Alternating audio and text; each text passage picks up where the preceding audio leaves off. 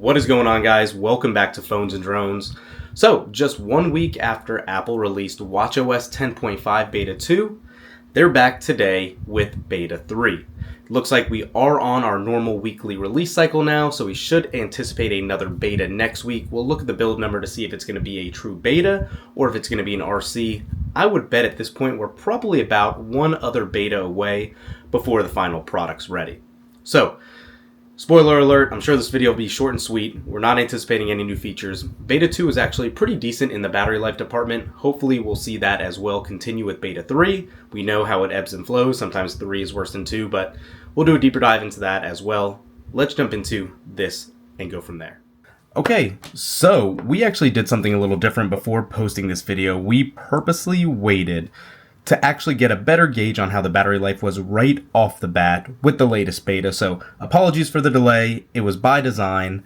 Let's jump right into this, starting in the actual Apple Watch app, About, and as you can see, this build, Beta 3, has a build number of 21T5560D.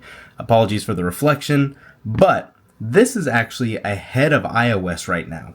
What that means is they'll probably still release at the same time. However, this is closer to being the finalized build than what iOS offers right now.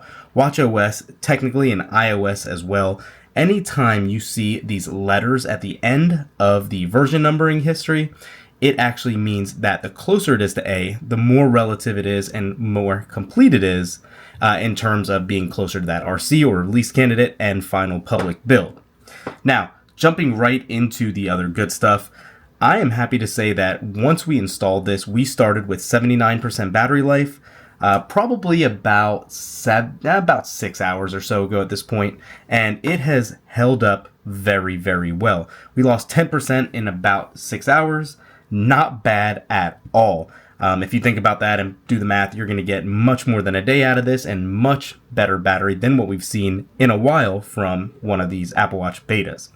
Jumping through the interface too, when we were actually using it earlier, checking out a little bit of our fitness goals and everything else here, it actually has been reflecting very, very good, accurately, and quickly on its posting.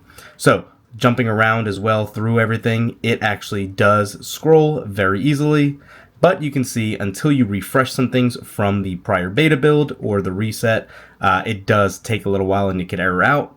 Not uncommon, especially with YouTube Music, but it is just one thing to call out here. And you can see it took a little bit of time before it actually finished operating.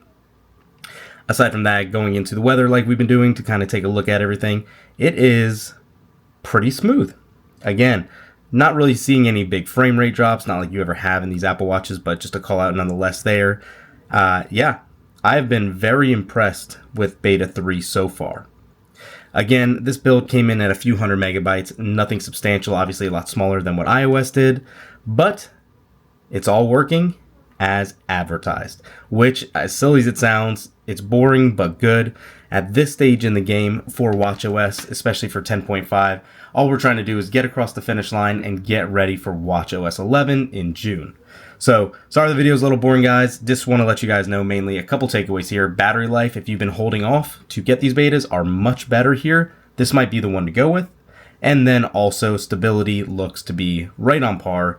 Notifications are coming instantly with the watch. So, that was kind of missing from Beta 2. I'll take it. Again, only a small sample size, 6 hours, so I'll keep you guys posted if we find anything else that stands out in the coming days. Thanks for watching, guys. We'll catch you in the next one. Peace.